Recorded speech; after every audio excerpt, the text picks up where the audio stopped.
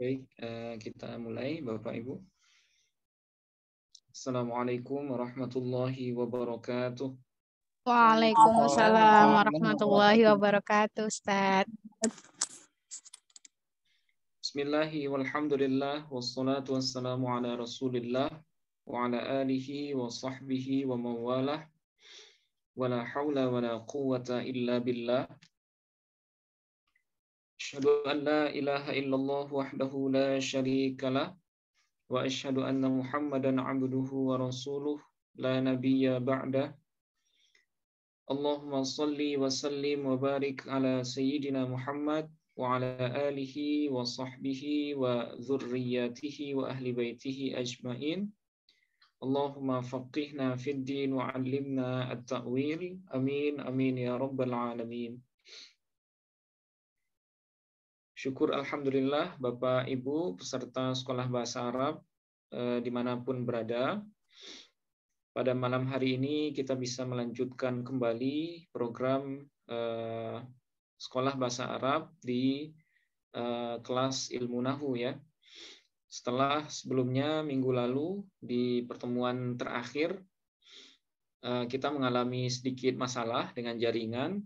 Nah, mudah-mudahan pada malam hari ini Allah mudahkan dan proses kita untuk belajar diberikan kemudahan oleh Allah Subhanahu wa taala. Oke, seperti biasa Bapak Ibu, sebelum kita mulai, mari kita awali pertemuan pada malam hari ini dengan sama-sama membaca Ummul Quran Al-Fatihah. Kita niatkan semisal pahalanya buat segenap orang tua dan guru yang sudah berjasa dalam kehidupan kita. Bismillahirrahmanirrahim. Ila hadratin Nabiyil Mustafa Muhammadin sallallahu alaihi wasallam wa ala alihi wa ahli baitihi wa dhurriyyatihi wa auladihi wa azwajihi ajmain. Thumma ila jami'i ikhwanihi minal anbiya'i wal mursalin wal awliya'i wasyuhada'i was salihin was sahabati wat tabi'in wa tabi'it tabi'in wal ulama'il 'amilin wal musannifin al mukhlisin وجميع الملائكة المقربين ثم إلى جميع المسلمين والمسلمات والمؤمنين والمؤمنات من مشارق الأرض إلى مغاربها برها وبحرها الأحياء منهم والأموات خصوصا إلى آبائنا وأمهاتنا وجدنا وجداتنا ولقرباتنا ولإخواننا ولأخواتنا ولمشائخنا ولمشائخ مشائخنا ولأستاذنا ولأساتذتنا ولطلابنا ولطالباتنا ولتلاميذنا ولتلميذاتنا ولمن أحسن إلينا بالخير ولمن أسأنا إليهم ولمن أوصانا بالدعاء ونخص خصوصا إلى جميع مدرسنا ومعلمنا في هذا الفن نفعنا الله بهم وبعلومهم في الدين والدنيا والآخرة لنا ولهم الفاتحة. أعوذ بالله من الشيطان الرجيم.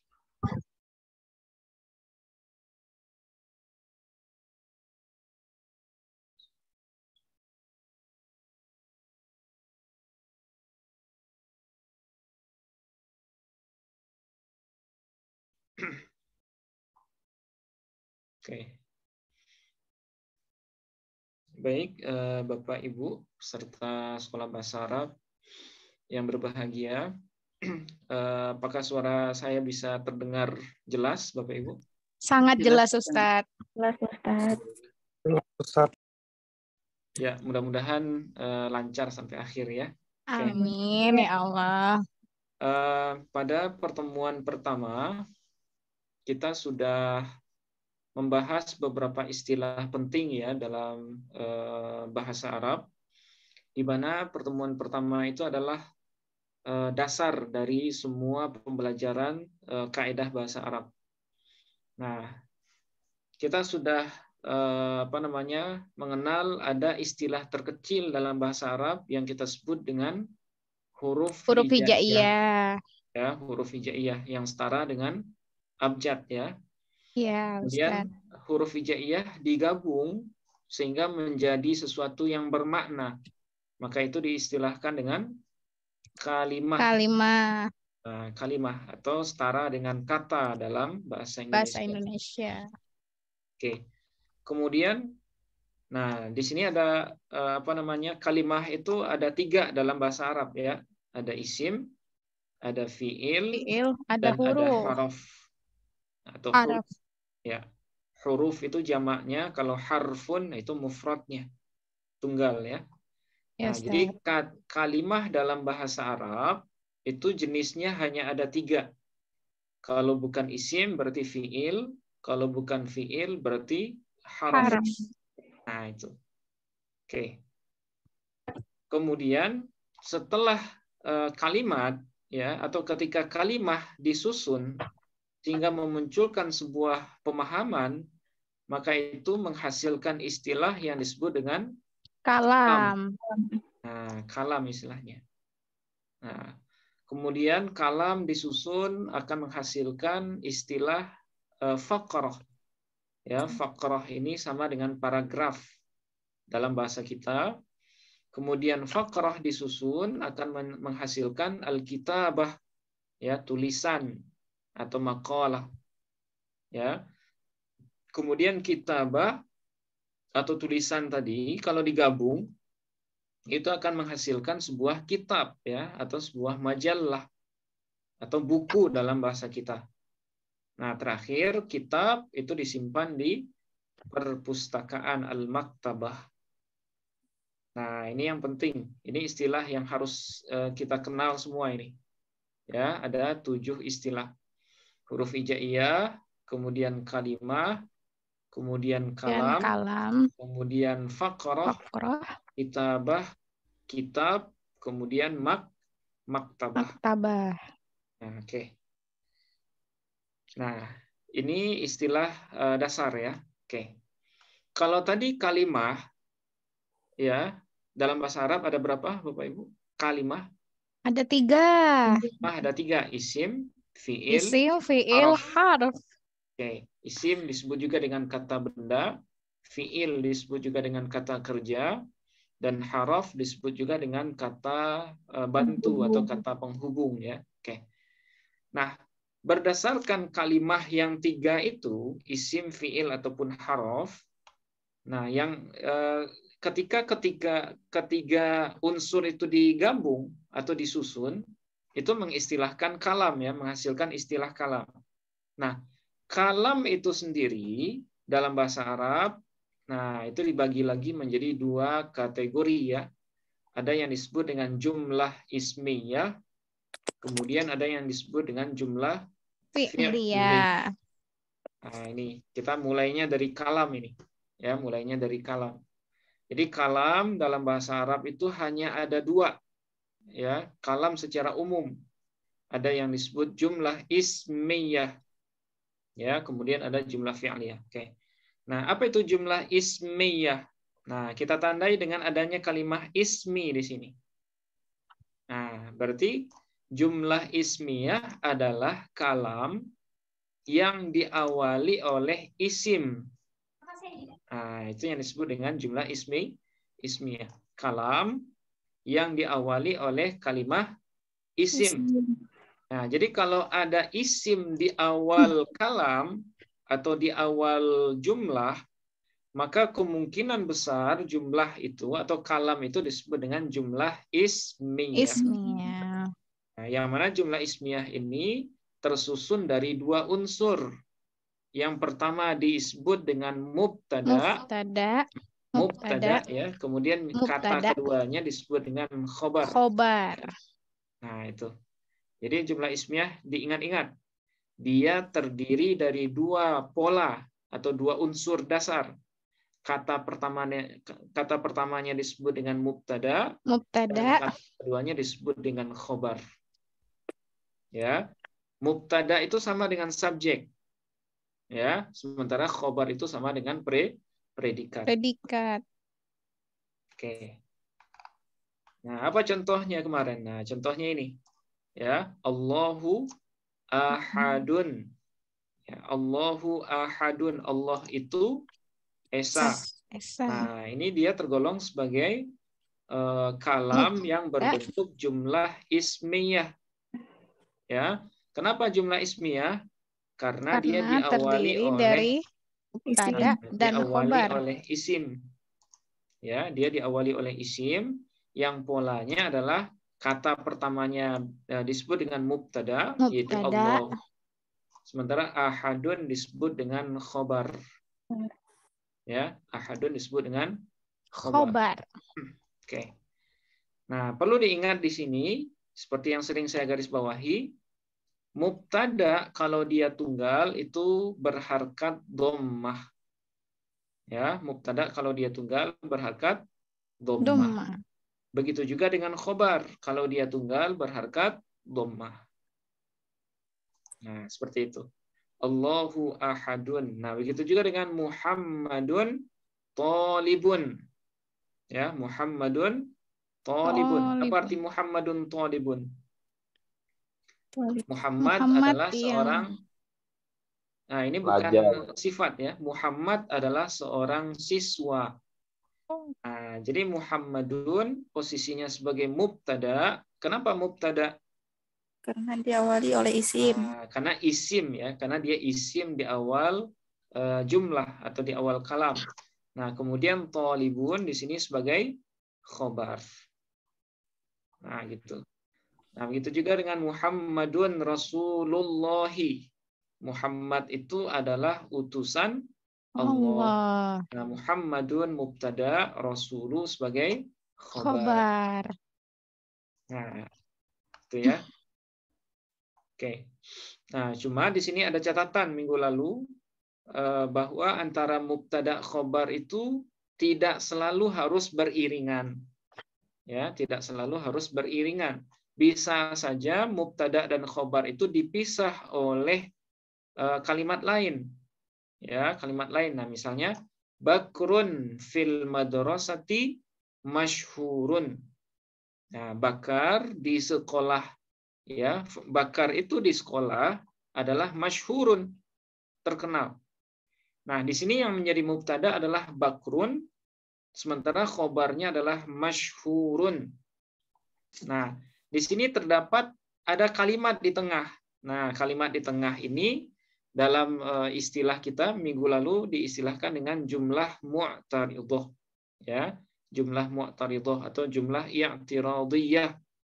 Dia hanyalah jumlah yang memisahkan antara mubtada dan khobar. Itu diistilahkan dengan jumlah mu'taridhah. Nah, itu catatannya ya.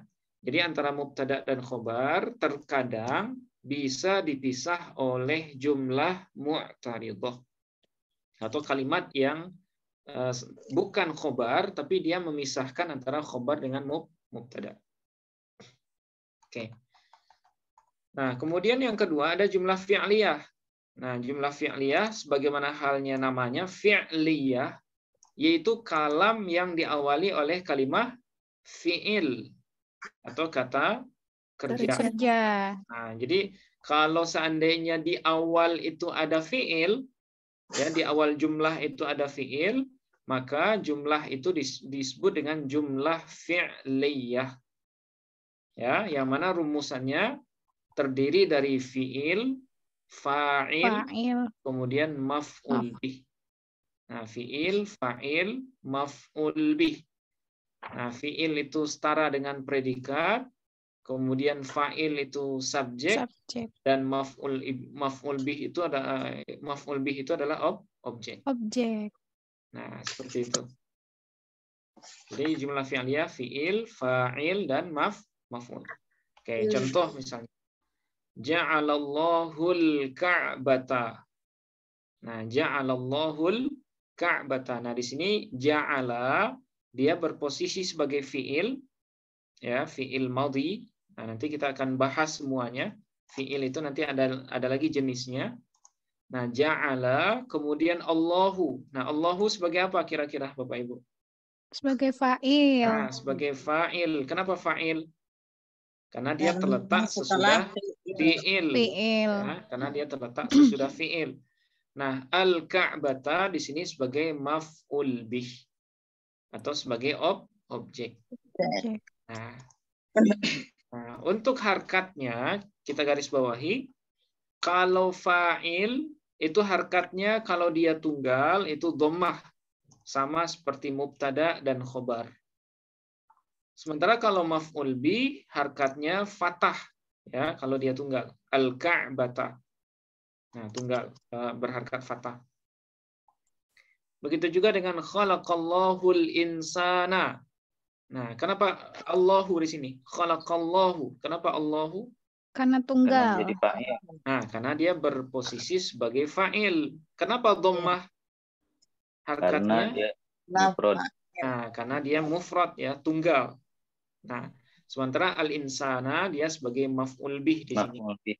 Ya, Mansubun. maf'ul bih. Nah, kalau maf'ul bih itu kalau dia tunggal harkatnya fathah. Nah, begitu juga dengan la'iba bakrun kurratal qadami. Nah, ja'a Muhammadun. Nah, di sini minggu lalu ada sedikit catatan bahwa maf'ul bih itu tidak selalu ada dalam jumlah fi'liyah. Ya, maf'ul bih atau objek itu tidak selalu ada dalam jumlah fi'liyah. Nah, yang menentukan ada tidaknya maf'ul bih itu adalah fi'il yang kita gunakan. Kalau fi'il yang kita gunakan faedahnya muta'addi, ya, muta'addi itu adalah fi'il yang dia harus ada objeknya. Nah, itu namanya fi'il muta'addi itu. Ya. Kalau dia nggak lengkap, kalau nggak ada objek, nah itu namanya fi'il muta'addi. Nah, sementara kalau ya, dia tidak sempurna maknanya kalau nggak ada objek. Nah, itu namanya fi'il muta'addi. Nah, sementara kalau fi'il yang digunakan itu fi'il lazim, ya, fi'il lazim namanya, maka sesudah fi'il itu cukup hanya dengan fa'il saja. Tidak butuh kepada maf'ul bih. Nah, itu disebut dengan fi'il lazim. Nah, contoh fi'il muta'addi, khalaqa misalnya, menciptakan. Nah, kalau menciptakan tentu butuh yang diciptakan, ya. Butuh objek. Nah, memukul, nah itu butuh objek. Ja'ala menjadikan, nasara menolong, ro'a melihat. Nah, ini semuanya adalah fi'il muta'addi. Ya, fi'il yang faedahnya untuk muta'addi. Nah, sementara kalau fi'il lazim, nah contohnya seperti jalasa misalnya. Duduk. Nah, duduk itu kan nggak mesti ada maf'ul, ya. Duduk itu cukup dengan pelaku. Jalasa Muhammadun misalnya. Muhammad duduk. Atau qama Muhammadun. Muhammad berdiri. Ja'a telah datang. Zahaba telah pergi. Nah, ini semuanya adalah fi'il lazim. Nah, seperti itu. Nah, untuk menandainya, kalau fi'il muta'addi biasanya dilakukan oleh satu anggota badan, tapi kalau fi'il lazim dilakukan oleh hampir semua anggota badan. Nah, seperti itu. Nah, kira-kira itu kesimpulan di pertemuan pertama, Bapak Ibu. Mudah-mudahan bisa dipahami. Kalau ada hal-hal yang perlu kita diskusikan dulu sebelum lanjut, silahkan disampaikan, Ibu.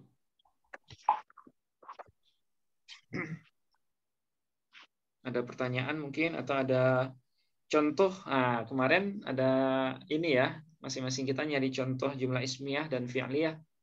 Mungkin ada yang mau mengusulkan contohnya. Oke, silahkan. Sebelum kita lanjutkan.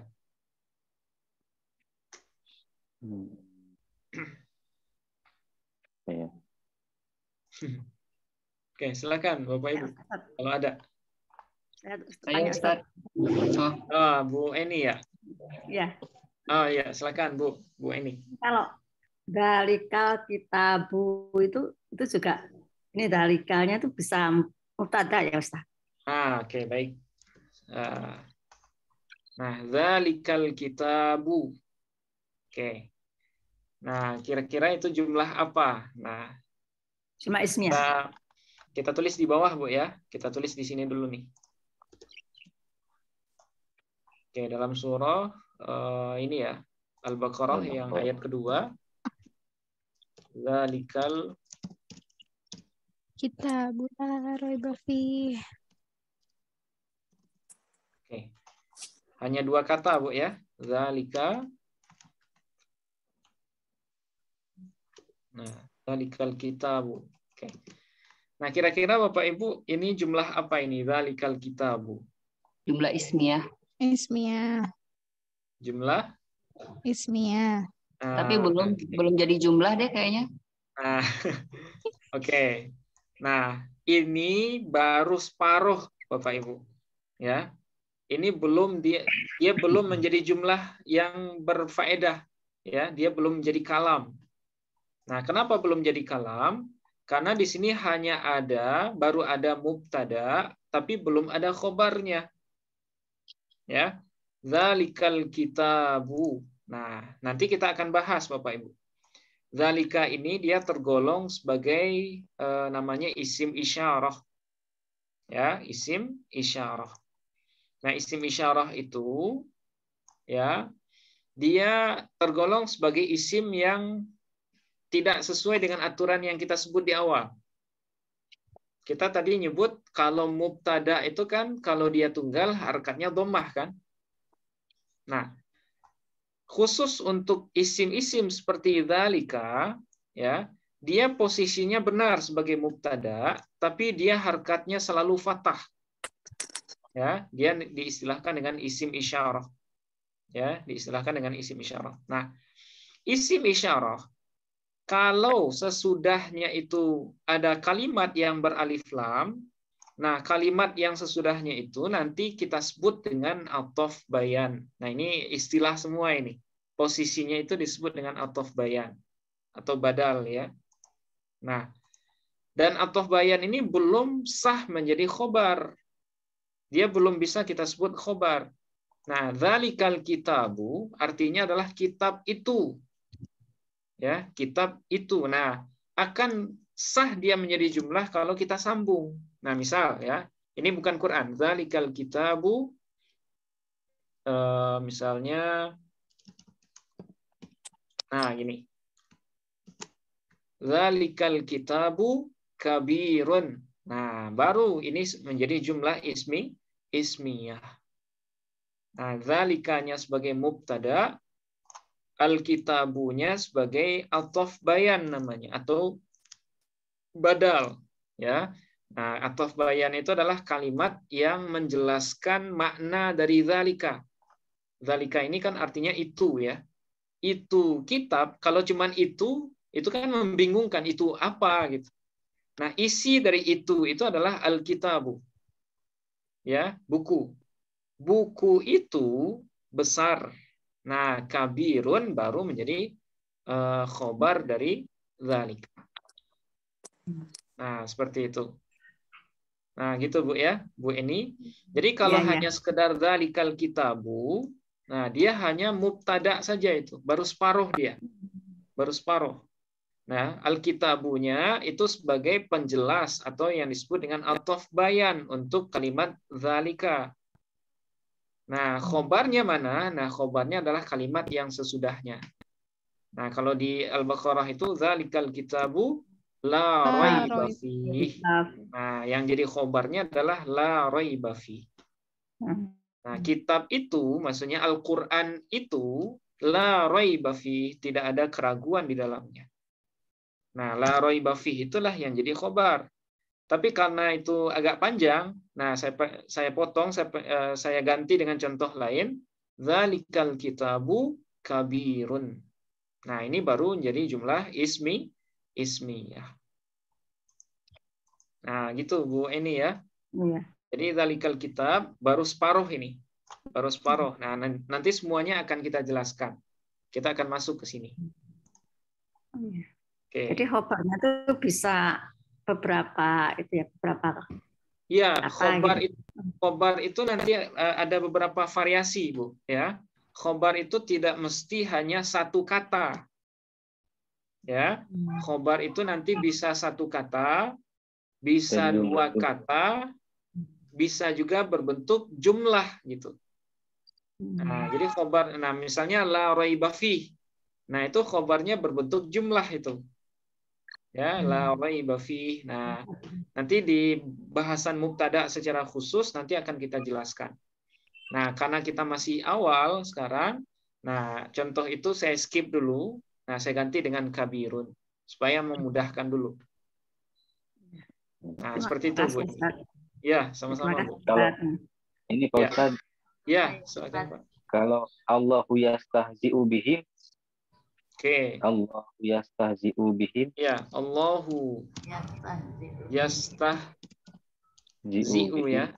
Ya. Nah, bihim. Oke. Bihim. Nah, ini sama, Pak ya. Allahu. Nah, benar ini. Ini sudah jumlah. Nah, kalau Allahu yastahzi'u bihim. Nah, mungkin hamzahnya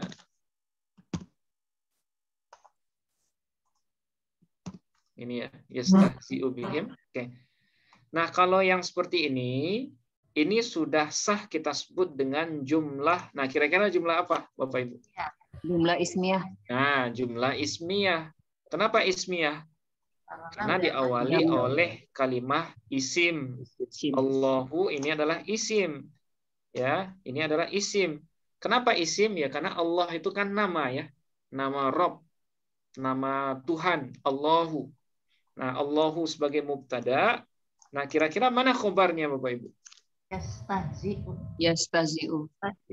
Nah, yang menjadi khobarnya adalah bukan lafaz yastahzi'u. Tapi di sini yang jadi khobar adalah jumlah yastahzi'u dengan fa'ilnya. Nah, yastahzi'u ini kan fi'il. Ya, nanti di ilmu sharaf kita akan belajar yastahzi'u ini adalah fi'il mudhari'. Fi'il madhinya adalah istahza'a. Yastahzi'u. Nah, yastahzi'u di dalamnya ada fa'il. Itu ada domir huwa.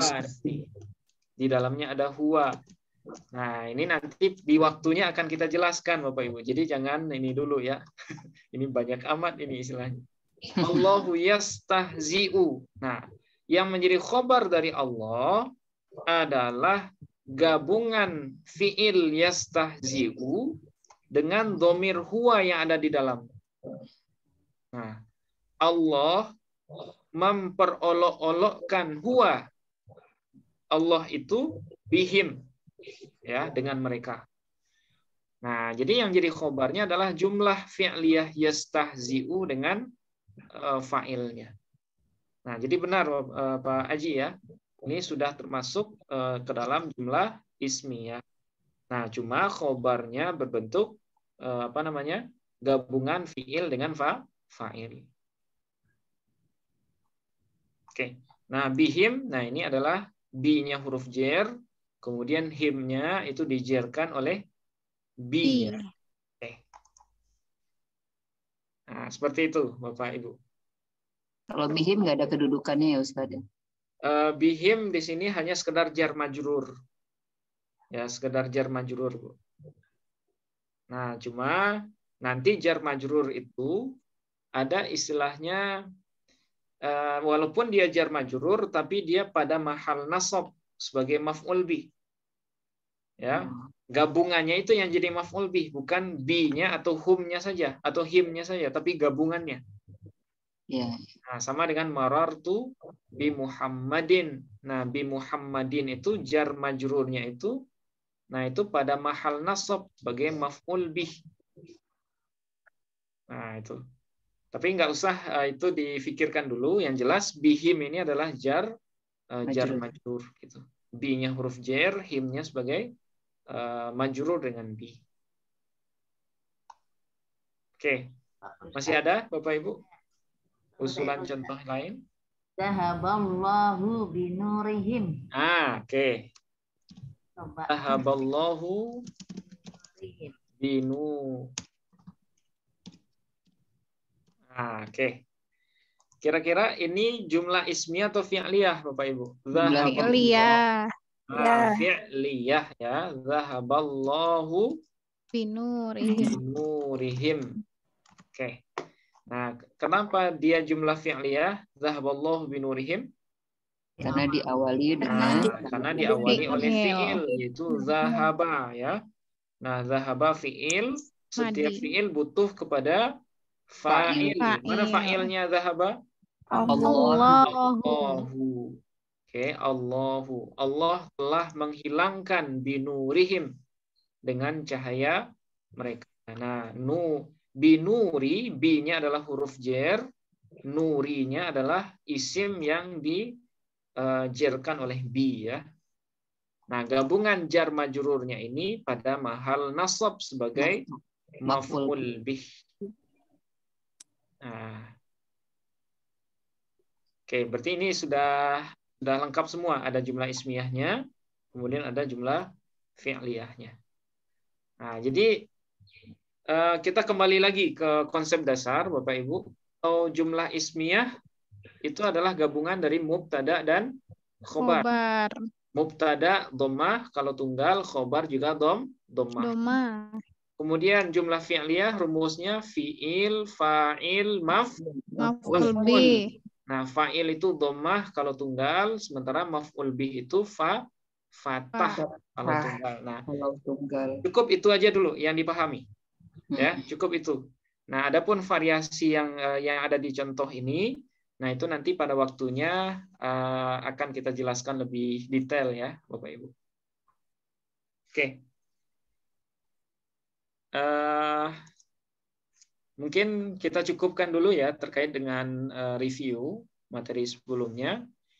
Bapak Ibu mungkin setiap pertemuan itu cukup yang disimpulkan, maksudnya yang yang dipahami itu apa yang saya jelaskan di awal dulu ya. Apa yang saya jelaskan di awal. Adapun contoh-contoh yang nanti pas penjelasan ada yang istilahnya baru misalnya, nah itu nggak usah digubris dulu. Ya, nggak usah digubris dulu. Itu mungkin tambahan penjelasan saja. Tapi bagi yang paham, ingin konfirmasi, nah silakan, nggak masalah juga. Nah, tapi yang materi utama kita itu yang saya jelaskan di penjelasan awal gitu. Nah, itu aja yang perlu digarisbawahi dulu. Oke. Nah, sekarang kita akan masuk ke pertemuan materi yang kedua yang harusnya selesai pada hari Kamis malam kemarin. Nah, cuma karena ada gangguan, mohon maaf Bapak Ibu, kita baru bisa lanjut pada malam hari ini. Nah, sekarang kita akan agak mundur sedikit bahasannya. Kalau kemarin kita kan sudah membahas kalam ya. Kalam ada dua, ada ismiyah dan ada fi'liyah. Kalau ismiyah diawali oleh isim, fi'liyah diawali oleh fi'il. Nah, sekarang yang akan jadi pertanyaan besarnya itu bagaimana cara kita menandai kalimah itu isim, fi'il, atau harof.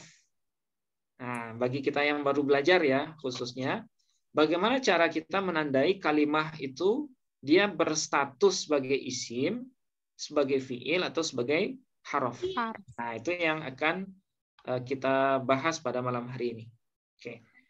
Nah, unsur-unsur kalam. Nah, seperti yang sudah kita jelaskan, kalam itu kan disusun dari kalimah. Ya, kalimah itu ada 3, ada isim, ada fi'il, kemudian ada harof. Isim kita sebut juga dengan kata benda ya. Fi'il kata kerja. Dan harof kata bantu atau kata penghubung. Oke. Nah, ini sesuatu yang sudah maklum, sudah kita jelaskan di awal juga, dan sudah sering saya ulang-ulang. Nah, sekarang kita akan mulai dengan isim, Bapak Ibu. Ya, kita akan preteli semua hal yang berkaitan dengan isim. Nah, sehingga nanti, kalau dalam sebuah kalam itu diawali oleh isim, berarti kita sudah bisa menandai nih, oh, kalam ini adalah jumlah ismiyah.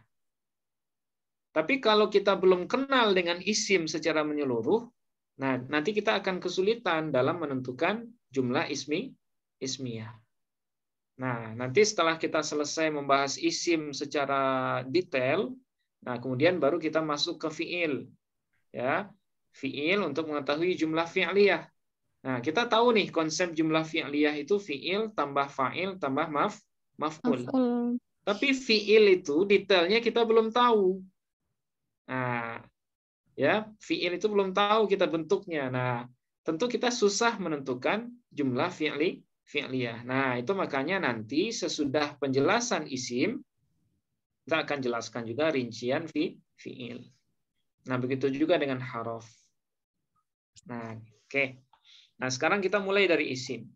Nah, apa itu isim? Ya, isim adalah salah satu Jenis kata. jenis kalimah. Nah, saya akan biasakan menyebut kalimah. Ya, kalimah itu sama dengan kata dalam bahasa Indonesia ya. Salah satu jenis kalimah yang menunjukkan kepada makna orang atau nama segala sesuatu. Ya. Yang tidak dikait oleh keterangan waktu. Nah, ini yang isim itu. Ya, salah satu jenis kalimah yang dia menunjukkan kepada makna orang, ya, orang atau nama segala sesuatu atau kata benda ya, kata benda yang tidak dikait oleh keterangan waktu. Maksudnya dia tidak ada kaitan dengan waktu. Nah, tidak ada kaitan dengan waktu. Berbeda dengan fiil ya. Kalau fiil itu kan bisa sedang, misalnya makan misalnya, sedang makan, telah makan. Nah, kalau fiil itu kan ada waktunya. Ada keterangan waktunya. Tapi kalau isim itu nggak ada keterangan waktunya. Nah, misalnya apa? Misalnya yang sederhana, Muhammad. Ya, Muhammad isim. Kenapa isim? Karena nama Orang ya. Muhammad nama orang. Oke. Kemudian apa lagi misalnya? Misbahun. Ya. Misbahun. Kenapa dia isim? Karena nama benda kan, misbah, lampu. Ya. Nah, ini isim ini, misbahun. Oke, terus apa lagi misalnya? Tilfauz. Ya. Tilfauz. Apa itu tilfauz? Tilfazun. TV ya. Televisi. Nah, TV. Oke, terus apa lagi kira-kira? Yang nama segala sesuatu. Maktab. Apa itu maktab, Bapak Ibu? Meja. Nah, meja. Oke. Terus apa lagi? Kolamun. Nah, kolam ya. Kolamun. Kolamun, pulpen. Ya. Ini juga isim. Kenapa isim? benda. Ya, karena dia mengandung nama ya. Pulpen nama alat ya, nama alat yang kita gunakan untuk menulis. Nah, ini secara makna. Jadi isim itu ya, segala nama atau segala sesuatu yang menunjukkan benda. Nah, itu semuanya adalah isim. Jadi apapun yang kita lihat, apapun yang kita yang kita rasakan, yang bisa kita ambil, yang bisa kita lihat, nah itu semuanya disebut dengan isim. Ya, semuanya kita sebut dengan isim. Nah, ini secara makna ya, Bapak Ibu. Ini secara makna. Nah, kemudian secara tulisan ya, misalnya kita kalau membaca teks bahasa Arab yang mungkin maknanya kita belum tahu nih. Ya, makna atau terjemahannya belum tahu. Nah, sekarang bagaimana cara kita menandai kalau sebuah kalimah itu adalah isim, sekalipun kita belum tahu maknanya. Nah, itu ada cara lain, Bapak Ibu. Ya, kalau yang di atas ini kita menandai isimnya dari maknanya kan. Misalnya Muhammad. Kenapa isim? Ya, karena dia nama orang. Ya, karena dia nama orang. Nah, sekarang kita akan mengenali isim lewat ciri-ciri fisiknya, ciri-ciri kalimatnya. Ya, nah apa saja ciri-ciri isim itu? Nah, ciri-ciri isim itu dalam ilmu nahu ada 8, Bapak Ibu. Ya, ada 8 ciri atau 8 tanda. Nah, di mana kalau sebuah kalimah dilekati atau ada salah satu dari 8 ciri ini pada kalimah itu, maka kalimah itu kita sebut dengan isim. Ya. Dan kalau dia berada di awal, maka posisinya sebagai Ada. mubtada. Nah, seperti itu. Jadi ini berkaitan dengan bahasan sebelumnya. Ya, berkaitan dengan bahasan sebelumnya. Kalau kita kenal ciri isim, jadi kalau ketemu dengan kalimah yang ada ciri-ciri isimnya, berarti kalimah itu adalah isim. Nah, ketika dia berada di awal, maka pastikan dia sebagai mubtada. Nah, kalau dia tunggal, maka harkati dia dengan dhammah. Nah, seperti itu. Nah, caranya seperti itu. Nah, oke. Apa ciri fisik isim yang pertama? Yang pertama diistilahkan dengan khofat, Bapak Ibu. Ya, ciri isim yang pertama itu namanya khofat. Ya, khofat. Nah, apa itu khofat? Khofat itu adalah kondisi sebuah kalimah yang berharkat kasroh. Nah, khofat bisa kita definisikan dengan dengan sederhana. Itu sebuah kondisi sebuah kalimah yang berharkat kasroh. Jadi kalau kita ketemu dengan kata bahasa Arab yang harkat bawah, maka kemungkinan besar kalimah itu terkategori sebagai isim. Nah, contoh misalnya.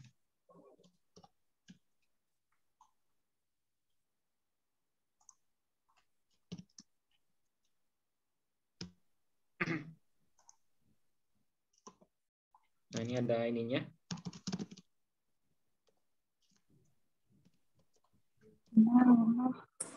Nah, misalnya seperti ini, Bapak Ibu.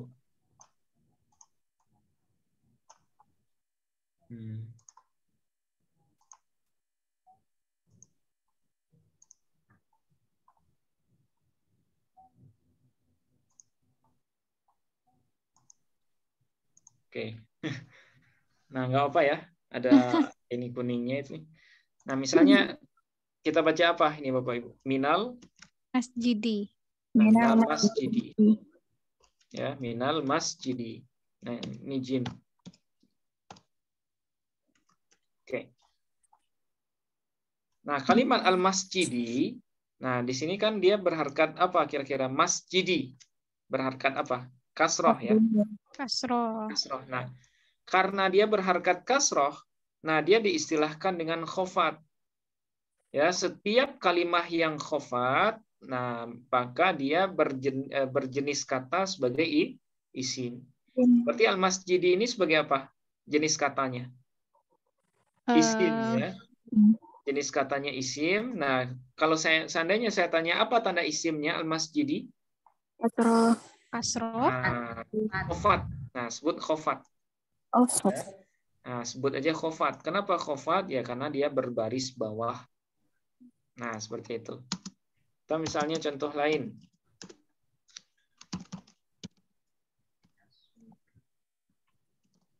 Misalnya gini. Ilal baiti. Nah, ilal baiti. Oke, al-baiti. Nah, al-baiti isim fi'il atau haraf, Bapak Ibu? Al-baiti. Isim ya. Nah, apa tanda isimnya? Khofat. Nah, khofat. Dari mana kita tahu dia khofat? Nah, karena dia berbaris bawah.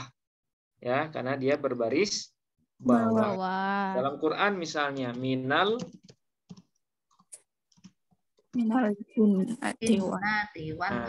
jinnati wannas. Oke. Nah, kira-kira ada berapa isim di sini Bapak Ibu? Minal jinnati. Oke, ada 2. Al jinnati. Kenapa jinnati isim? Karena khofat. Ya khofat. Kemudian an-nasi. Kenapa an-nasi isim? Karena khofat. Sama ya, karena dia khofat atau berbaris Bawah. Nah, saya kira ini gampang. Ciri yang pertama ini gampang ya. Khofat. Oke. Nah, kemudian yang kedua, ciri isim itu juga bertanwin. Ya, bertanwin. Nah, saya kira kalau untuk tanwin, Bapak Ibu sudah tahu semua. Tanwin itu secara sederhana adalah berbaris dua di depan, di bawah, Dan di atas. Di atas. Nah, misalnya kalau ban, bin, bun. Ya, an, in, un. Nah, itu tanwin. Ketika belajar Iqra dulu ya. Nah, itu namanya tanwin. Oke. Tantun. Nah, jadi setiap kalimat yang ada tanwinnya, maka pastikan kalimat itu adalah isim. Nah, misalnya contoh yang sering kita bikin nih. Misalnya Bakrun. Oke. Kira-kira bacaannya apa? Bakrun thayyibun. Bakrun thabibun. Salah. Thabib. Ya. Bakar seorang tabib. Apa itu tabib? Nah, dokter ya, Bu ya. Oke. Nah, sekarang saya tanya Bapak Ibu, Bakrun isim, fiil atau haraf? Bakrun Isim. isim ya, tanda isimnya Tanwin. tanwin. Karena dia di awal jumlah, maka posisinya sebagai Mubtada. mubtada. Nah, gitu. Nah, kemudian tabibun isim, fiil atau haraf? Isim.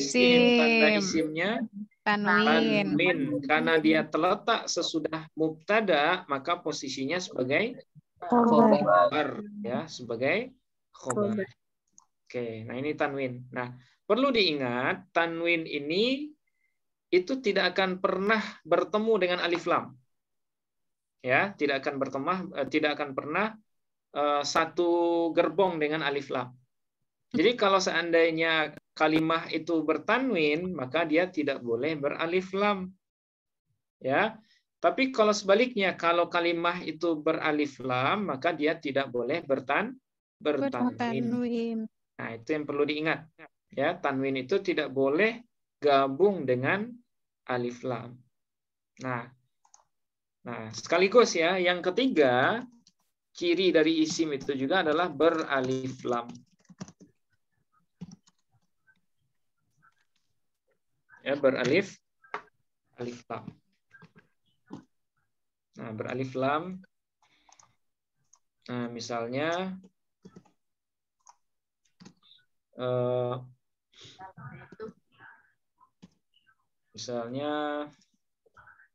masih masjid ya.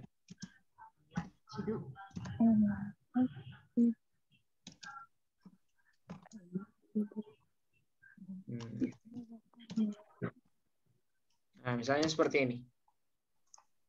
Oke. Kita baca apa, Bapak Ibu? Al-masjidu. Al-masjidah, masjidi atau masjidu? Masjidu ya. Oke, al-masjidu. Kenapa dhammah, Bapak Ibu? Karena mubtada. Karena dia mubtada ya. Kenapa mubtada? Karena di awal jumlah. Oke. Nah, dari mana kita tahu al-masjidu ini isim? Karena tandanya alif lam. Nah, karena dia beralif lam. Sehingga kalau ada kalimah yang beralif lam dan dia berada di awal kalimah, maka posisinya sebagai mubtada. Dan karena dia tunggal, maka harkatnya dhammah. Al-masjidu fil qaryati. Oke. Nah, sagiran, sagirin atau sagirun? Saghirun. Kenapa saghirun, Bapak Ibu? Dia menjadi khobar. Nah, dia menjadi khobar dari al-masjidu. Ya. Jadi khobar al-masjidu bukan fil qaryati. Tapi fil qaryati ini hanya sebagai pemisah antara mubtada dengan khobar. Nah, inilah yang kita istilahkan sebelumnya dengan apa, Bapak Ibu? Fil qaryati. Muqtaridah. Nah, jumlah mu'taridah atau jumlah i'tiradiyah. Ya, oke. Al-masjidu isim karena beralif lam. Kalau saghirun kira-kira isim, fi'il atau haraf, Bapak Ibu? Isim. Isim juga. Tanda isimnya Tanwin. nah, tanwin kalau saghirun. Oke, sekarang al-qaryati isim, fi'il atau haraf? Isim. Isim juga. Apa tanda isimnya? Alif lam. Alif lam. Nah, alif lam, kemudian juga khofat. Oke, mulai dari sini kita pahami sebuah kalimah itu tanda isimnya boleh lebih dari satu.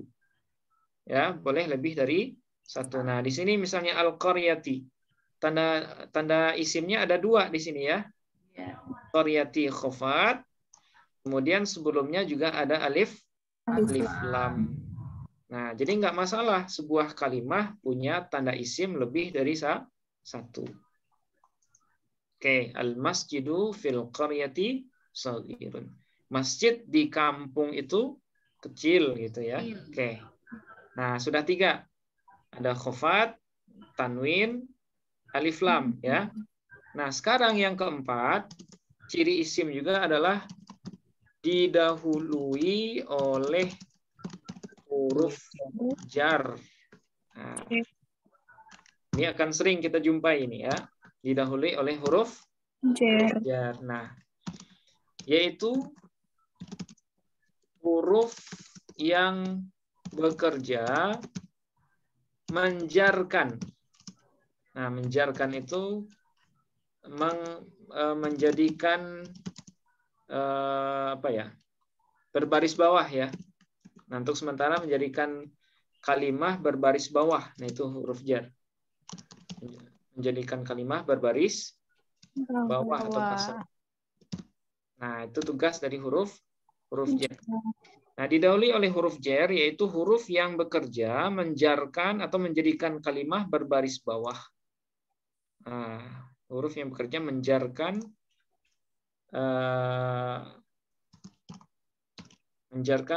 atau menjadikan kalimah sesudahnya ya. Nah, berbaris bawah. Nah, itu yang disebut dengan huruf jar. Nah, huruf jar ini Bapak Ibu, nah ini agak banyak ini. Nah, jumlahnya ada 20. Nah, ini harus kita biasakan ya. Bagi yang sudah hafal mungkin ini murojaah. Huruf jar itu ada 20. Yang pertama ada min. Ila. Nah, kemudian ila. Hatta. Kemudian hatta. Khola. Ada. Hasya. Kemudian fi. An. Ala. Mud. Fi an ala. Mud. Mundu. Nah, kemudian mundu. Rubba. Li. Kai. Wa. Ta. Ka. Bi. La'alla. Mata. Nah, oke. Nah, ini bagi Bapak Ibu yang baru pertama nggak usah khawatir juga ya, karena sebagian bisa nyebutin, karena yang bisa nyebutin yang belum pernah belajar gitu. Jadi nggak usah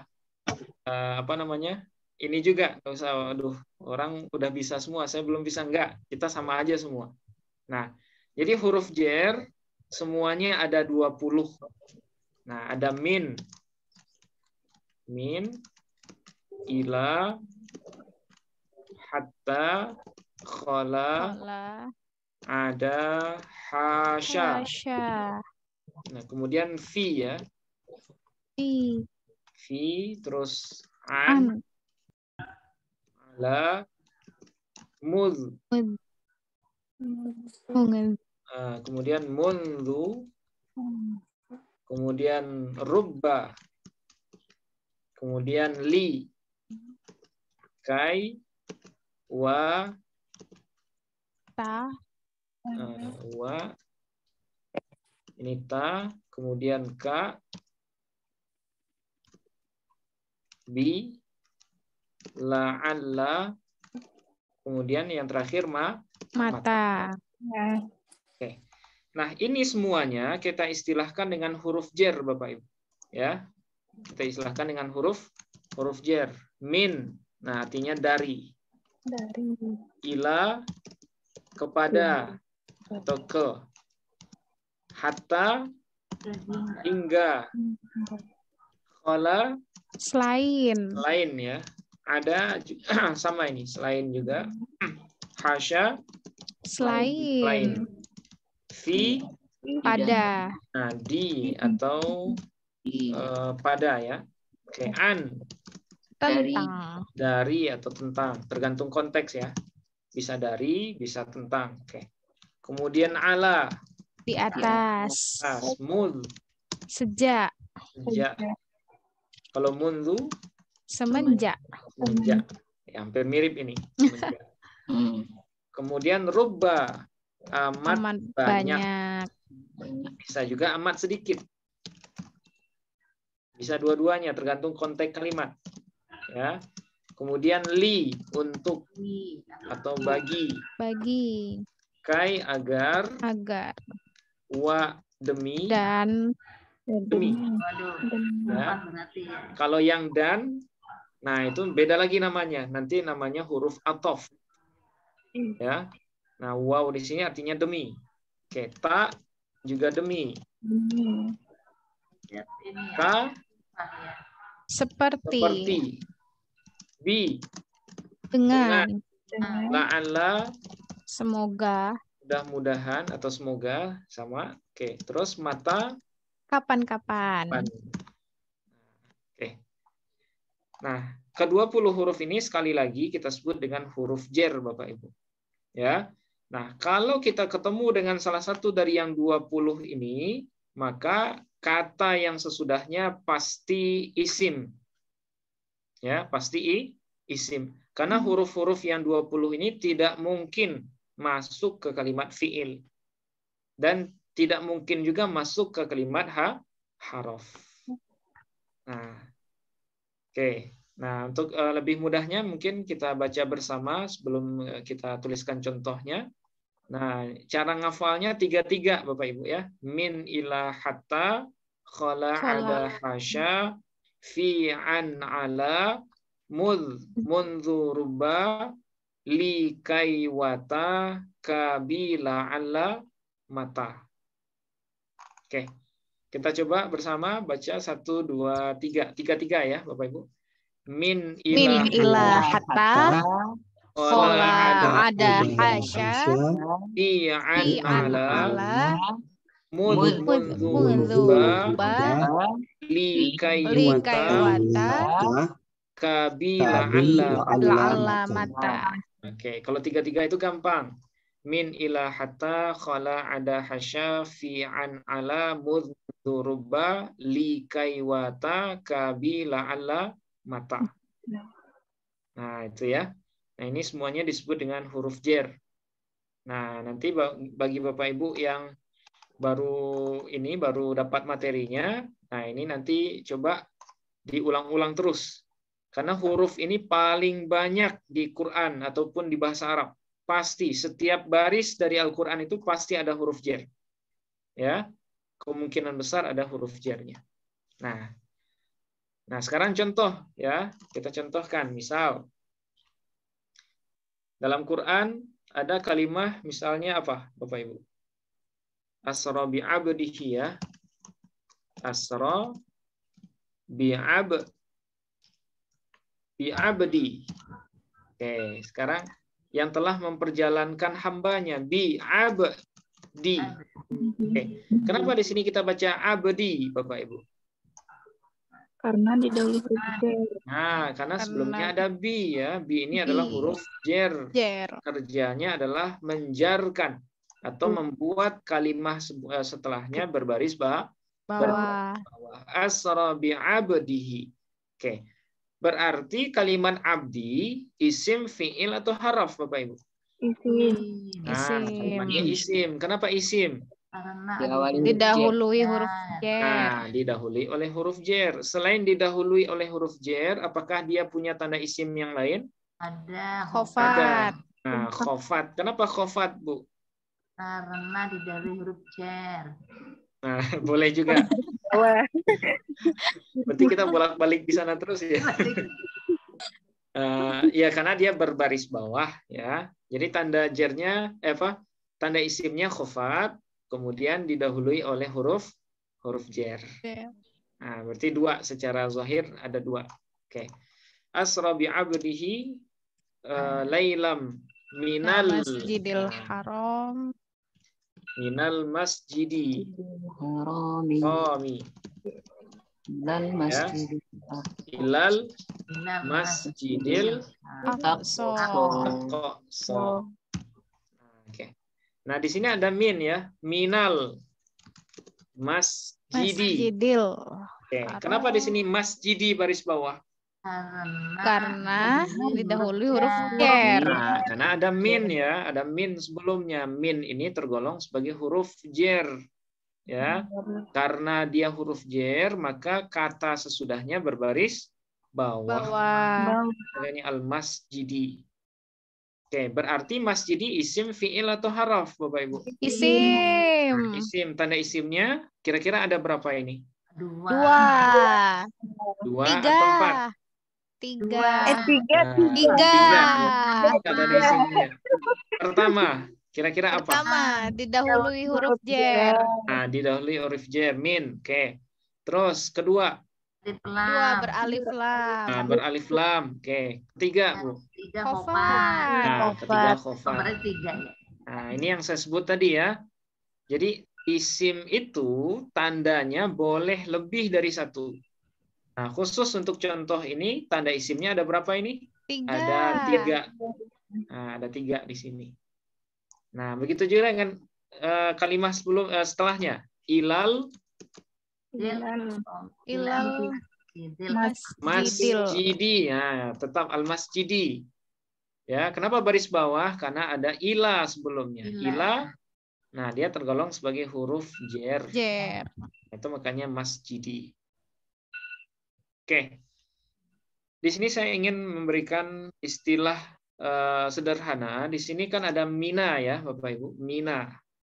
Harusnya huruf jar itu min. Tapi di sini kenapa mina? Nah, di sini ada istilah yang disebut dengan harkat khusus untuk menghubungkan dua huruf yang sukun di tengah bacaan. Nah, harkat yang melepaskan pertemuan yang dua huruf yang sukun di tengah itu kita istilahkan dengan harkat takhallus namanya, Bapak Ibu. Ya, harkat takhallus. Nah, harusnya kan min. Ya kan? Iya. Nunnya sukun, kemudian di depannya juga ada alif lam yang kebetulan juga sukun. Nah, di dalam bahasa Arab ya, tidak boleh dua huruf sukun bertemu di tengah. Ya, tidak boleh dua huruf sukun bertemu di tengah. Nah, bagaimana solusinya kalau ada dua huruf sukun bertemu? Nah, solusinya harus dikasih harkat yang disebut dengan harkat takhallus. Nah, takhallus itu artinya harkat yang melepaskan pertemuan dua huruf yang sakin di tengah bacaan. Nah, itu makanya di sini ya minnya yang awalnya sukun dikasih harkat fathah. Nah, sehingga dia menjadi minal masjidi. Nah, harusnya min nggak bisa dibaca kan?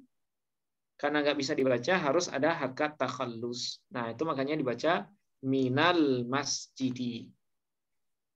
Oke, minal masjidi atau ilal masjidi. Oke, kira-kira bisa dipahami harkat takhallus, Bapak Ibu? Bisa. Nah, saya kasih catatan di sini. Harkat takhallus.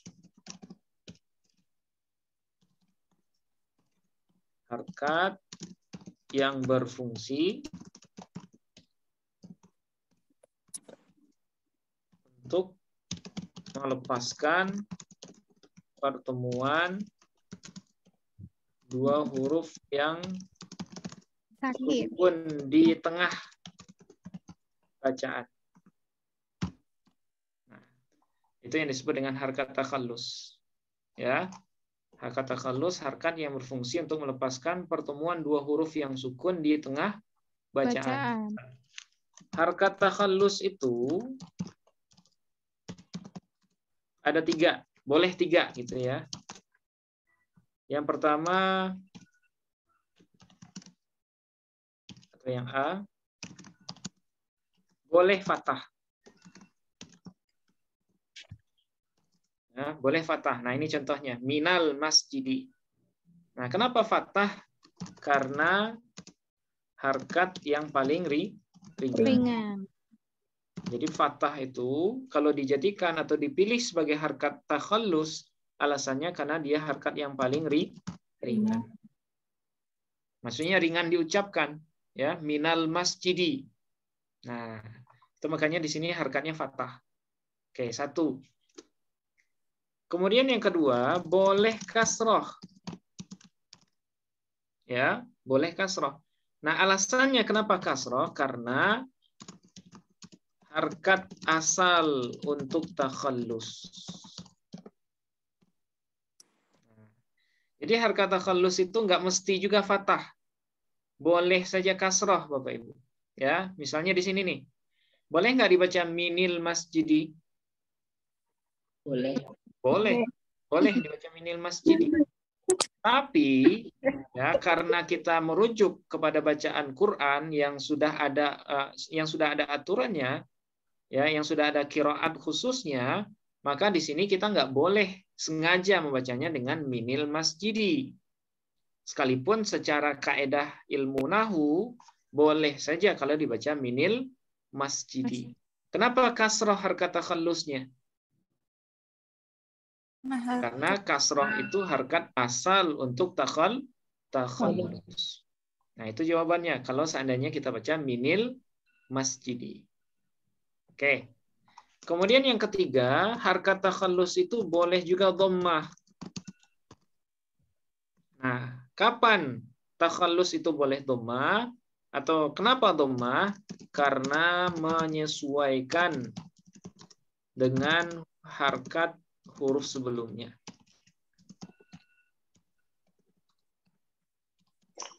Nah, itu baru boleh dhammah. Jadi kalau harkat takhallus itu dhammah, alasannya karena menyesuaikan dengan harkat huruf sebelumnya. Nah, misalnya, ya khusus yang dhammah ya, misalnya seperti ini yang sering kita contohkan. Nah, seperti ini.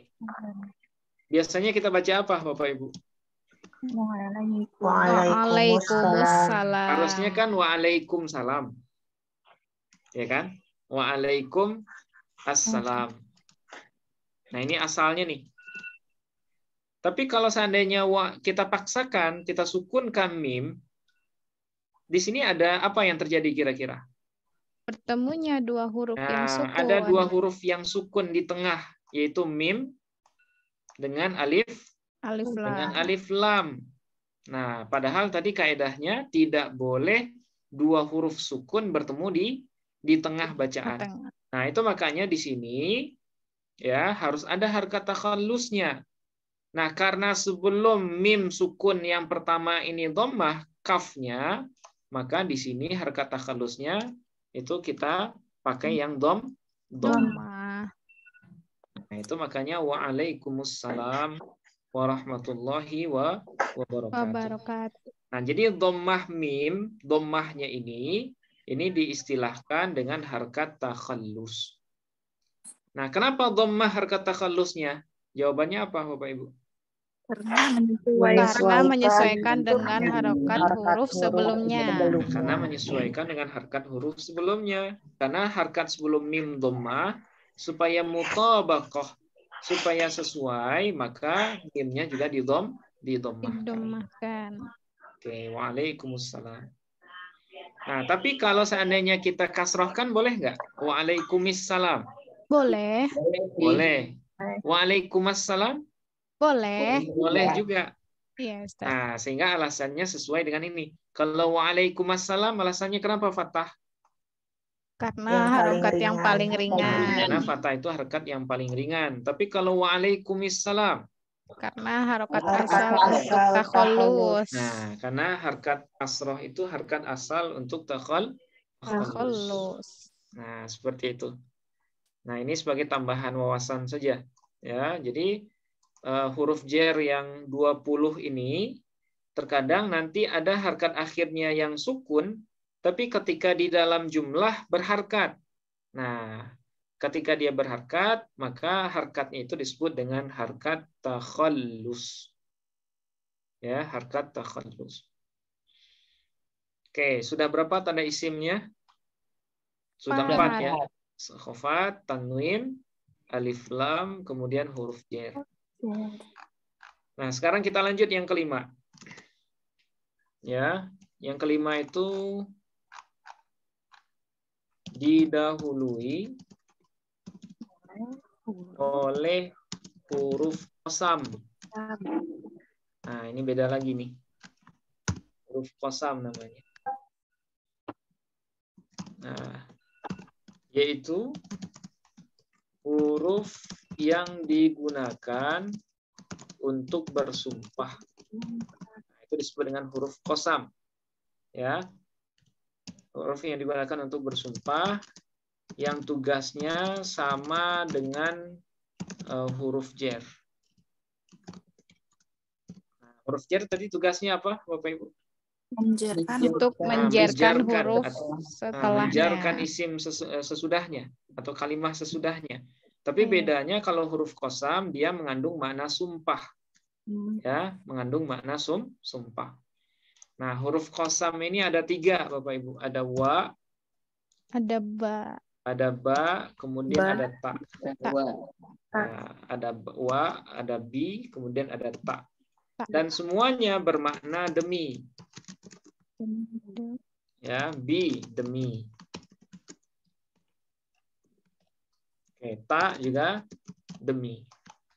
Nah, ini yang disebut dengan huruf qasam ya. Dan kata sesudahnya harus jer. Ya, harus jer, harus berbaris bawah khofat. Oke, contoh. Misalnya wal fajri. Nah, dalam surah Al-Fajr, wal fajri. Kenapa wal fajri, Bapak Ibu? Kenapa dia baris bawah? Karena didahului huruf qasam. Nah, karena didahului oleh waw yang berjenis kata huruf qasam ya. Nah, wal fajri artinya demi fajar. Ya, demi fajar.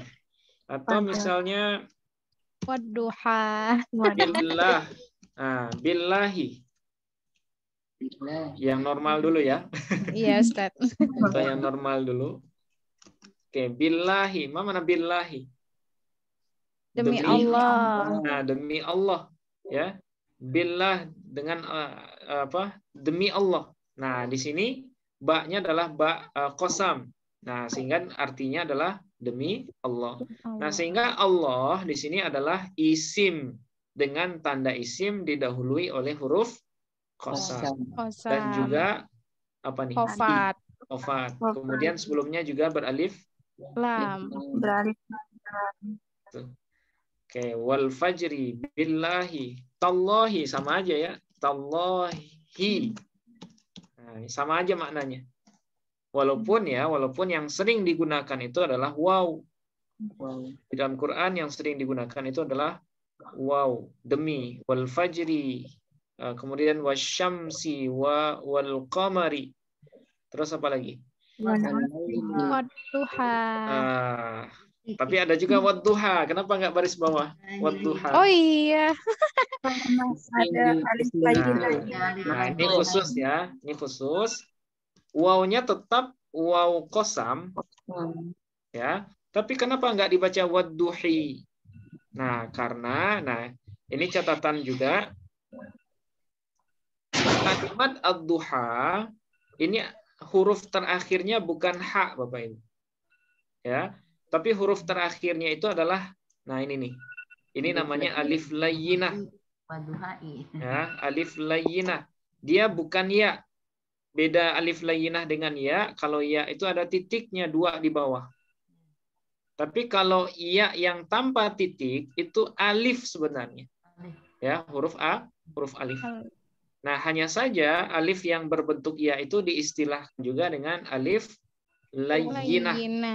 Nah, kaedahnya huruf alif tidak bisa menerima harkat apapun. Ya. Jadi dalam bahasa Arab, alif itu tidak pernah berharkat. Nah, sehingga sekalipun waw ini adalah waw qasam yang tugasnya menjarkan isim sesudahnya, tapi kasrohnya itu nggak kelihatan. Kenapa nggak kelihatan? Ya karena alif tidak bisa menerima harkat. Nah, jadi aslinya ini adalah wadduhai. Tapi karena alif layyinah tidak bisa menerima harkat kasroh, maka harkatnya disembunyikan. Nah, itu makanya seolah-olah wadduha ini wawnya tidak berfungsi. Tapi sebenarnya bukan karena wawnya yang tidak berfungsi, tapi karena ad-duhanya yang diakhiri oleh huruf alif, yang mana huruf alif tidak bisa menerima harkat. Nah, itu yang terjadi. Ya, ad-duha. Nah, nanti dalam kelanjutan bahasan ad-duha dia disebut juga dengan isim maksur. Ya, disebut juga dengan isim maksur. Tapi nanti ya, nanti insya Allah kita jelaskan lagi lebih detail. Oke. Nah, ini ciri yang kelima, didahului oleh huruf qasam. Ada berapa huruf qasam? Ada 3. Ba, bi atau wa, ba, ta ya. Wa, ba, ta. Kalau huruf jer ada berapa? 20. Ada 20. Nah, sudah banyak nih koleksi mufradat. Oke, ini yang kelima. Nah, sekarang yang keenam, Bapak Ibu. Yang keenam, tanda isim juga didahului oleh huruf nida.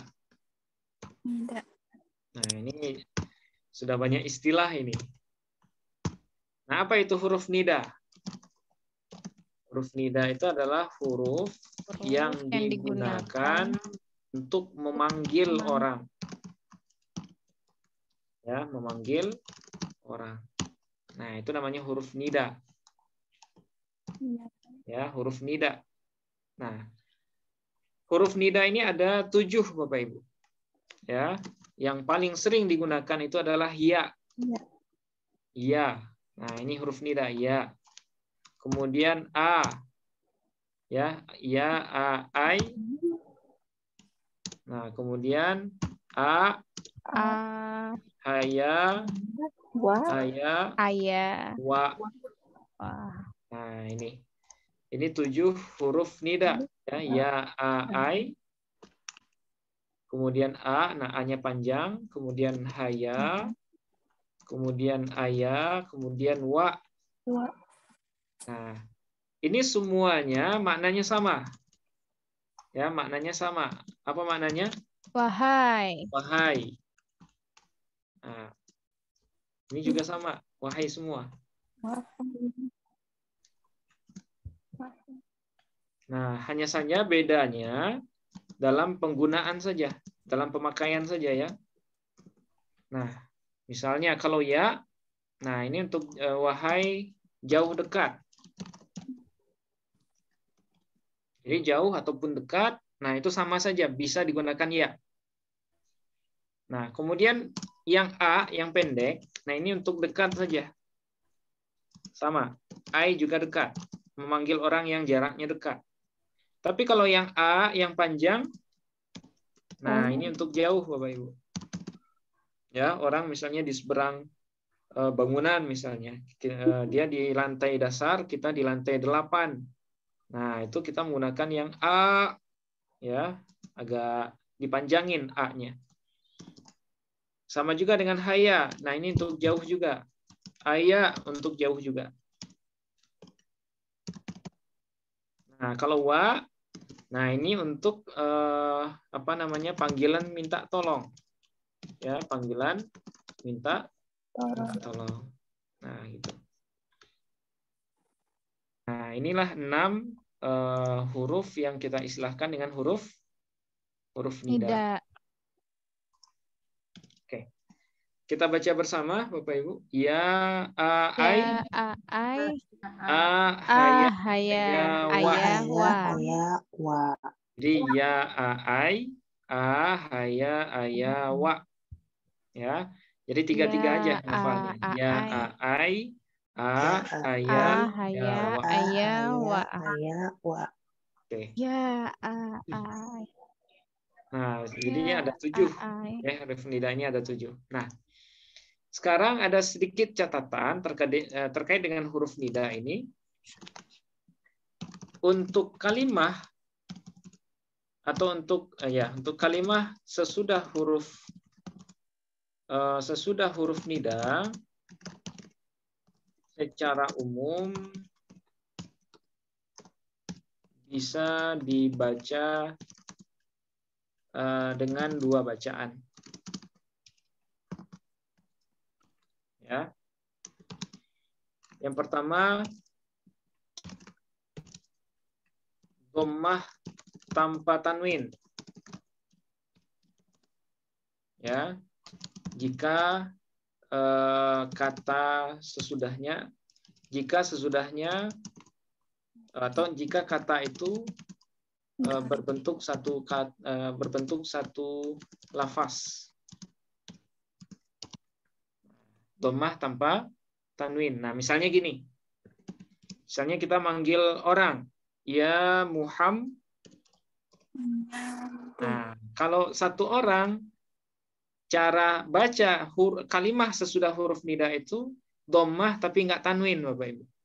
Ya Muhammad, ya Muhammadu. Atau misalnya dalam Quran, ya Adamu. Ya, nggak boleh ya Adamun. Ya, nggak boleh ya Adamun, tapi ya Adamu. Ya Muhammadu. Terus apa lagi misalnya? Ya Umaru. Ya, wahai Umar. Nah, ya Umaru. Oke. Nah, kapan bacaannya seperti ini? Kalau kata sesudah huruf nida itu cuma satu lafaz. Nah, satu lafaz seperti ini. Muhammadu, Adamu, ataupun Umaru. Nah, kemudian dibaca fathah. Ya, dibaca fathah apabila berbentuk 2 lafaz. Contoh. Ya. Contoh misalnya, nah ini yang sering nih. Ya. Nah, kira-kira bacaannya apa Bapak Ibu? Ya Abdullah. Nah, kalau yang sesudah huruf nida itu ada 2 kata. Oh ya Allah. Kalau yang sesudahnya 2 kata, ini kan 2. Abdun dengan Allah ya. Nah, kalau dia sesudah huruf nida, maka kata yang pertamanya adalah fathah. Ya Abdallahi. Nah, kalau 2 kata, fathahkan yang pertama. Misalnya ya Rasulullahi.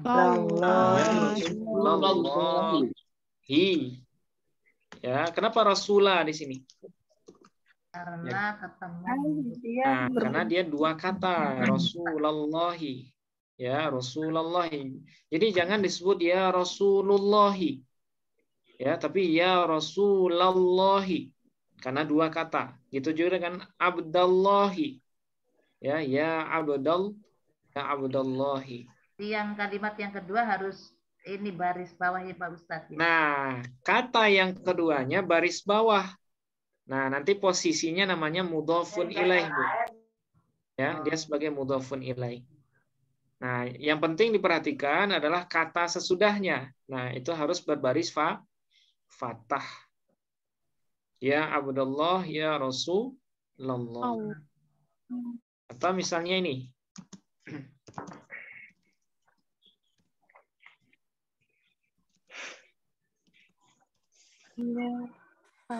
Nah, kira-kira apa bacaannya? Ya Habibur Rahman. Nah, ya Habibah ya. Ya Habibar Rahmani. Kenapa ni? Nah, nanti ada istilah namanya mudhofun Ilaih. Nah, yang penting kata pertamanya harus Fatah. ya Rasulullah, ya Abdullah, ya Habiballah atau ya Habibar Rahmani. Nah, ini ciri isim yang keenam ya, didahului oleh huruf tidak. Oke. Nah, sekarang yang ketujuh Bapak Ibu. Yang ketujuh, tanda isim itu adalah idhofah namanya. Nah, ini nih yang akan sering diulang, ya, akan sering ketemu, yaitu idhofah. Atau dalam bahasa kita disebut juga dengan kata majemuk. Apa itu idhofah? Idhofah itu adalah kumpulan dua lafaz yang bermakna satu. Nah, itu namanya idhofah. Nah, yang isim, yang tanda isim idhofah ini itu diterapkan untuk kata pertamanya. Ya. Kita katakan idhofah ini tanda isim itu untuk kata yang pertamanya. Nah, kumpulan dua lafaz yang bermakna satu. Lafaz yang pertama disebut dengan mudhof dan kata kedua disebut dengan mudhofun ilaih. Mudhofun ilaih. Oke. Jadi di sini ada dua istilah ya, ada mudhof dan mudhofun ilaih. Oke. Nah, idhofah. Misal, nah ini contohnya sederhana Bapak Ibu. Misalnya gini.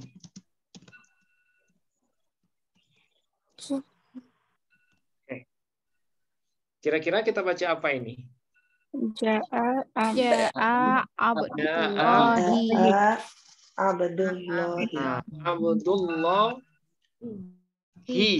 Oke. Nah, sekarang saya tanya Bapak Ibu.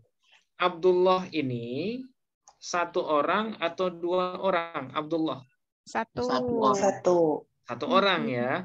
Tapi lafaz namanya ada berapa? Ada dua. Yang pertama Abdu, yang kedua Allah. Ya kan?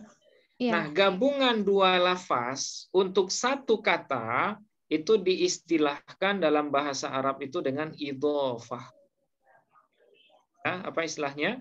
Idhofah. Nah, jadi kalau seandainya saya tanya, Abdu ini isim, fi'il atau haraf? Isim. Oke. Kalau dia isim pasti punya tanda. Apa tanda isim Abdu? Idhofah. Nah, itulah ya. Nah, gitu cara jawabnya. Apa tanda isim Abdu? Nah, tanda isimnya adalah idhofah kepada lafaz Allah. Allahi. Nah, berarti Abdu ya dia sebagai mudhof, Allahi sebagai apa namanya? Mudhofun ilaih. Nah, jadi idhofah ini sangat banyak Bapak Ibu, sangat sering kita temui nanti. Ya. Jadi idhofah itu adalah gabungan dua lafaz yang maknanya satu. Di mana kata pertama atau lafaz pertamanya kita istilahkan dengan mudhof dan kata keduanya kita istilahkan dengan mudhofun ilaih. Oke. Sekarang saya nanya Bapak Ibu, Abdu, kenapa kita baca dhammah? Karena fa'il. Nah, karena posisinya sebagai fa'il. Oke, berarti ja'a sebagai apa? Ja'a sebagai apa nih? Ja'a sebagai fi'il. Oke. Berarti jumlahnya fi'liyah atau ismiyah? Fi'liyah. Oke, kalau fi'liyah, fi'il, sesudah fi'il ada fa'il. Berarti abdu posisinya sebagai fa'il sekaligus sebagai mudhof. Nah, seperti itu ya. Posisinya fa'il, posisi utamanya fa'il, sampingannya sebagai mudhof. Allahi sebagai mudhof maf'ul ilaih. Nah, gitu. Nah, jadi abdu, ya sekali lagi saya ulang, abdu dia punya posisi ganda. Posisi pertama utamanya sebagai fa'il dari ja'a, kemudian posisi sampingannya adalah sebagai mudhof dari lafaz Allahi. Nah, gitu ya. Nah, contoh lain. Contoh lain.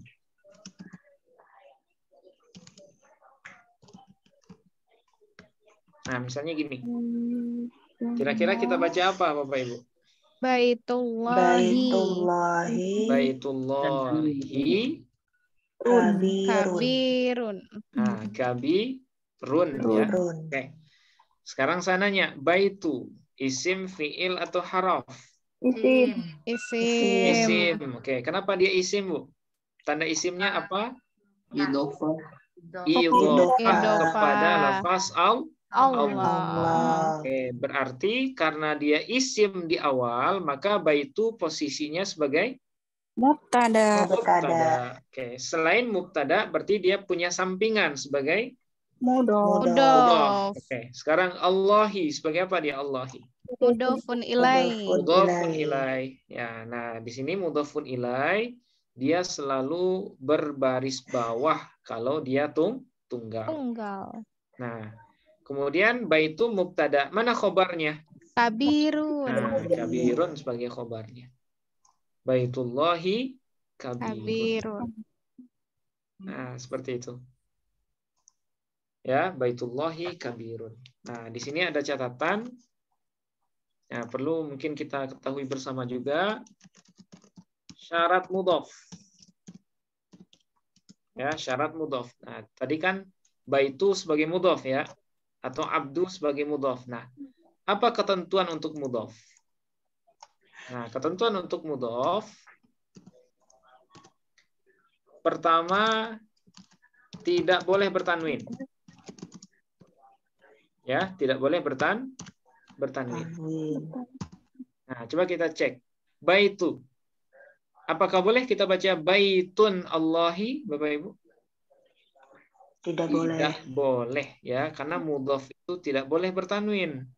Nah, baitullah, baitu. Oke.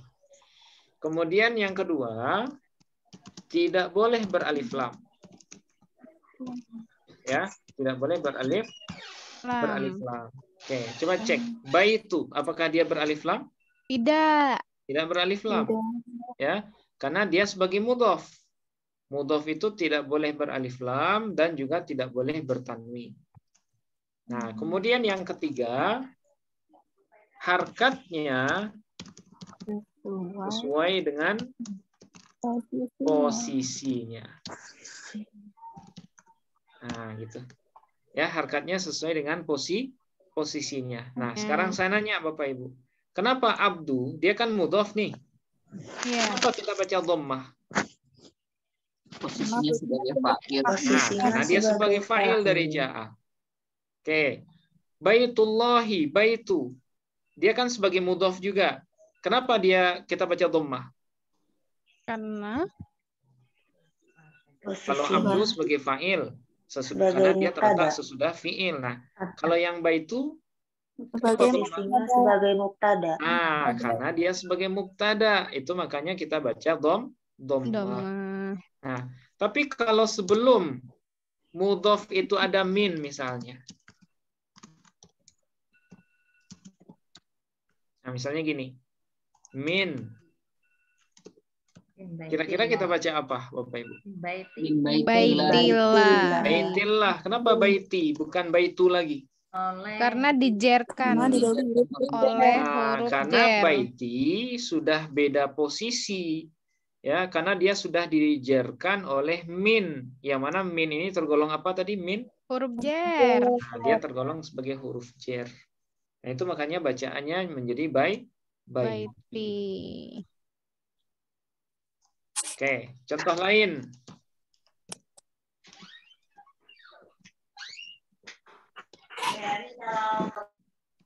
Nah, misalnya seperti ini.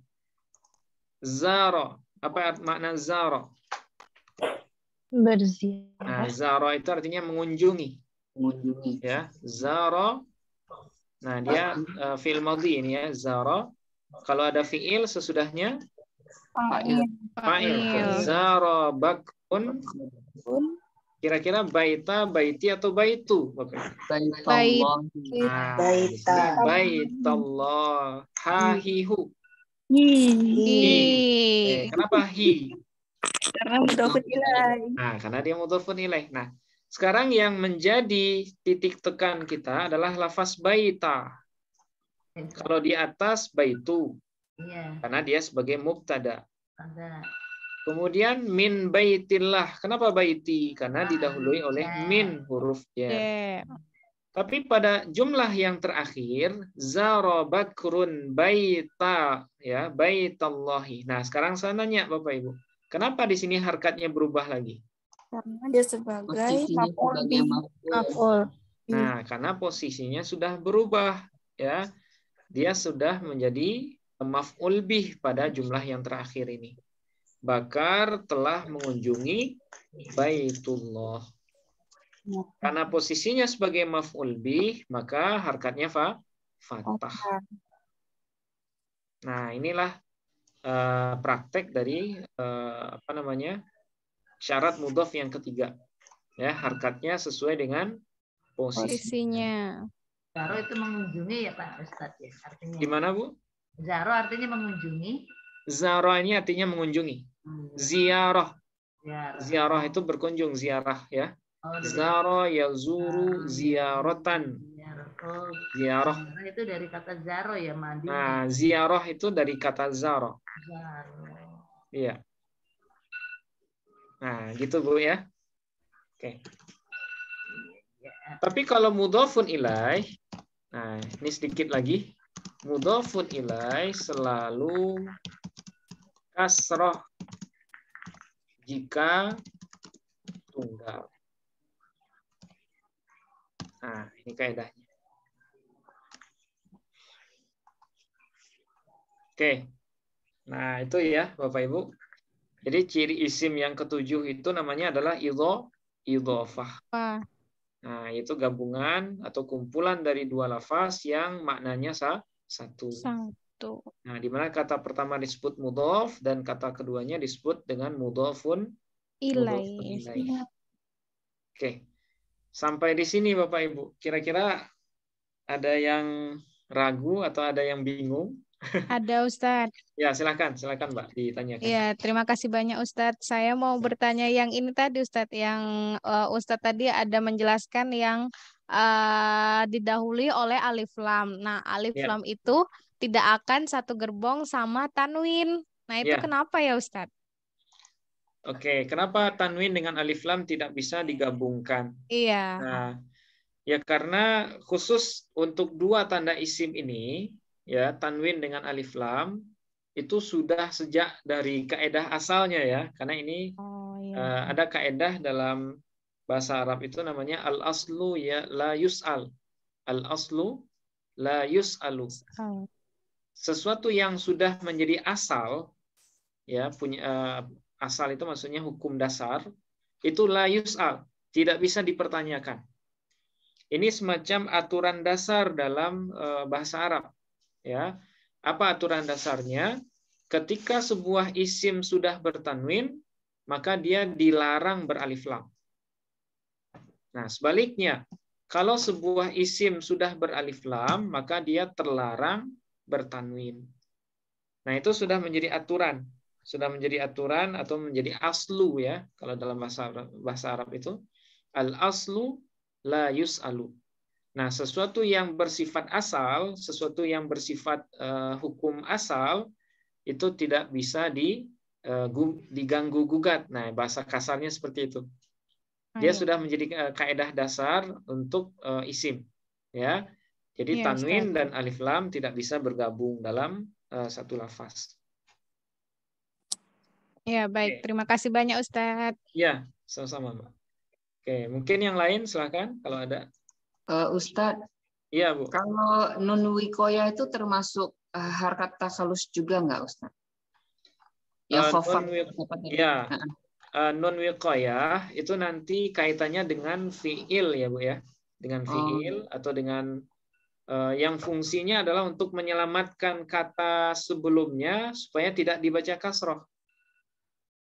Nah, itu namanya nun wiqayah. Ya, misalnya nanti kalau ketemu dengan misalnya di sini kita tulis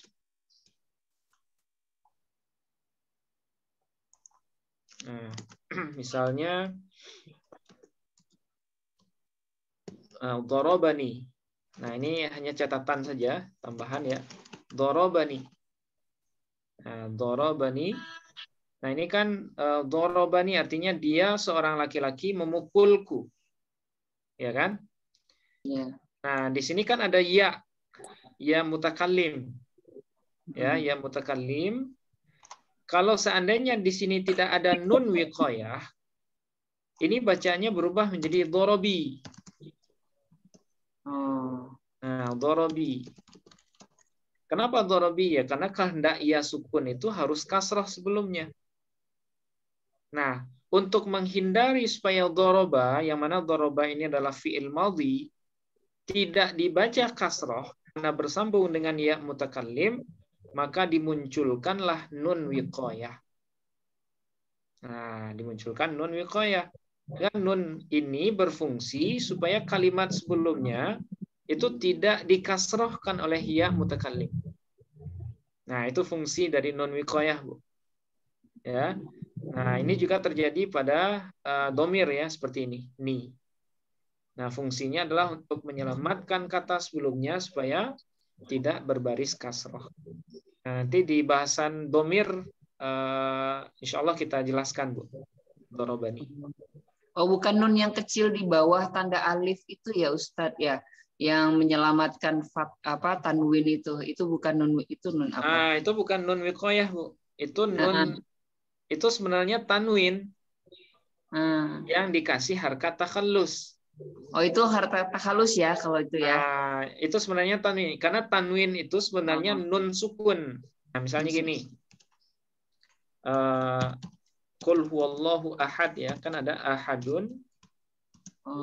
Kemudian setelahnya Allahus samad ya. Qul huwallahu ahad, Allahus samad. Kalau kita sambung bacaannya kan, nah ini kan ahadun tanwin. Ahadunil. Nah, ini kan akhir ayat. Ya.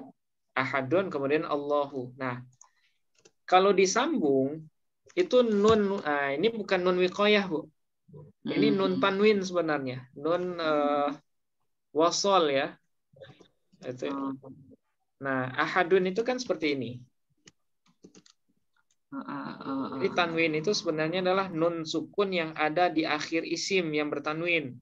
Nah, itu yang tanwin. Nah, ahadun. Oke. Kemudian di depannya ada Allah. Ada alif lam sukun.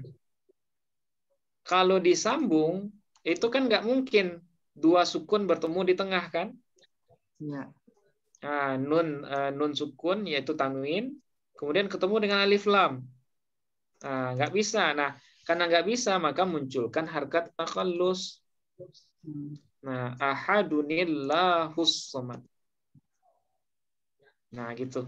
Qul huwallahu ahadunillahus samad. Nah, jadi nun ini bukan nun wiqayah, Bu. Ya, tapi dia sebenarnya adalah tanwin yang asli. Jadi tanwin itu sebenarnya nun sukun. Tapi kalau dua baris di depan, dua baris di bawah, nah itu adalah simbol dari tanwin. Nah, gitu, Bu. Ya, ya, Ustaz. Kalau tahsin sering dengar nun wiqayah. Nah, nun wiqayah itu yang seperti ini. Iya, iya. Yang menyelamat wiqayah. Wiqayah itu kan masdar dari waqa. Waqa yaqi wiqayatan. Waqa itu artinya menjaga, memelihara supaya kalimat tidak berbaris kasroh gitu.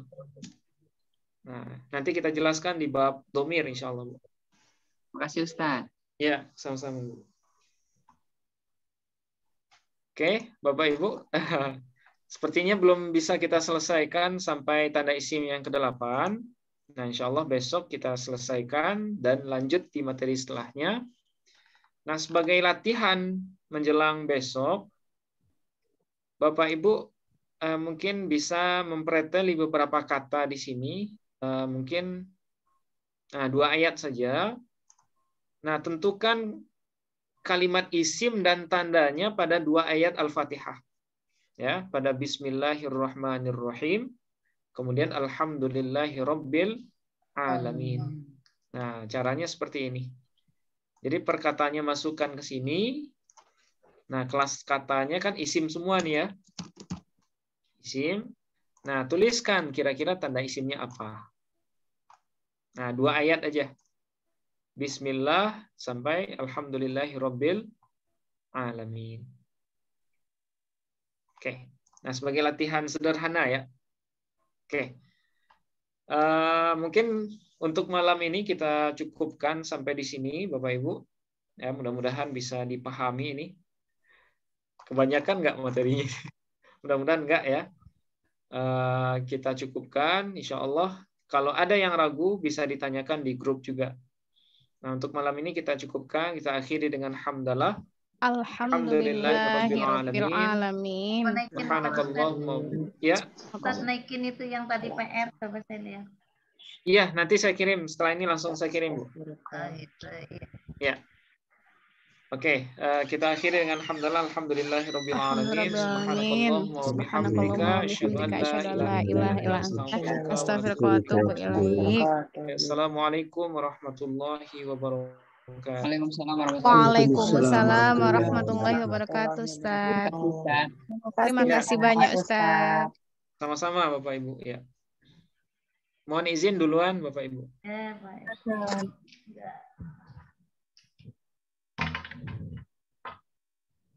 Sallallahu alaihi wasallam.